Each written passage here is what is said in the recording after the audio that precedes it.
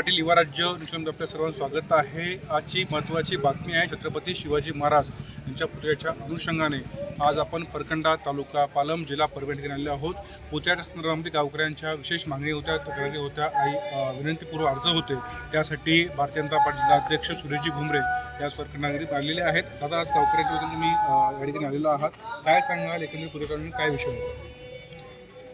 आपल्या सर्वांचं दैवत हिंदवी स्वराज्याचे संस्थापक जाणते राजे, ज्या राजांनी 18 पगड जातीच्या माणसाला सोबत घेऊन स्वराज्य स्थापन केलं, असे राजे छत्रपती शिवाजी महाराजांचा भव्य दिव्य पुतळा परकंडा येथील गावकऱ्यांनी, संपूर्ण गावकऱ्यांनी मिळून इथे उभारलेला आहे। मी स्वतः इथे पाहणी केली। अतिशय चांगला भव्य दिव्य असा पुतळा शिवाजी महाराजांचा आहे आणि रस्त्यावर अजिबात नाही, रस्त्याच्या बाजूला आहे आणि मजबूत खाली बांधकाम केलेलं आहे। आणि दुसरी अभिमानाची गोष्ट म्हणजे खाली ग्रंथालय आणि वरी छत्रपती शिवाजी महाराजांचा पुतळा। नक्कीच प्रशासनाने जे काही परमिशन मागितलेली आहे ती परमिशन सुद्धा काढणं सुरू आहे। प्रशासनाला सर्व गावकरी सहकार्य करतील, गावकऱ्यासोबत मी पण आहे।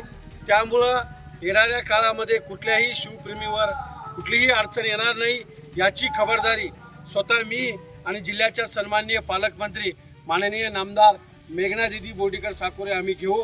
त्यामुळं छत्रपती शिवाजी महाराजांचा पुतळा प्रत्येक गावात झाला पाहिजे, पण सर्वांनी रीतसर परमिशन घेतली पाहिजे।